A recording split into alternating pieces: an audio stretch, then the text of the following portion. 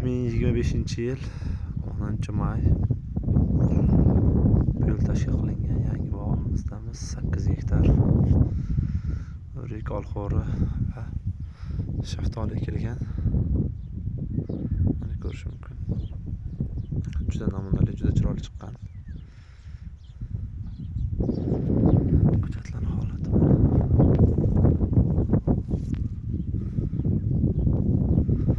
adirlik yer, toza havo, shaboda, kasallik ham deyarli tushmaydi, ko'z tegmasin.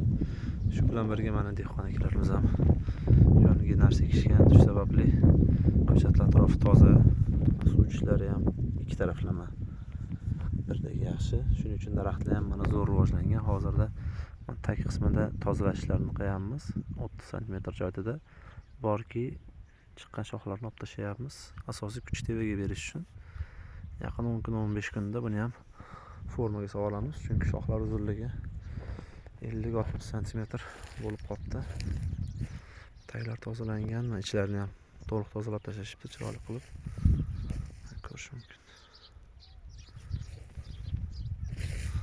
Bog' juda yaxshi rivojlanishda ketyapti. Toza, ozoda, har taraflama. Albatta haqiqiy dehqonning qo'liga tushsa, shunaqa gullab yashnaydi. Ko'rish mumkin shoxlashlarini. Bu kartamiz 8 gektar, yarmigacha teva tarafi issiq bo'lgan hisobiga o'rga ekilgan, tezroq erta pishadi. Past tarafida bo'lsa, beldan pasti to'liq olxo'ri ekilgan. Dehqonlarimiz mana shu yerda uy qurib, o'choq, tandirlargacha mana qilib dehqonchilik qilishyapti.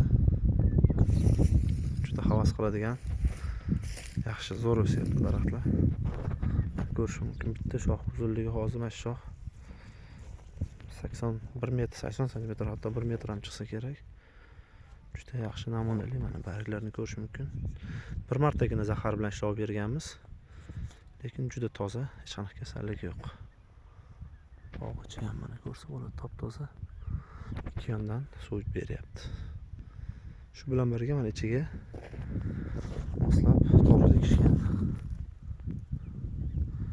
Bilan to'g'riz ham yaxshi rivojlanadi. Shu bilan birga shu hisobiy ko'chatlar ham yaxshi o'sib, yaxshi rivojlanadi.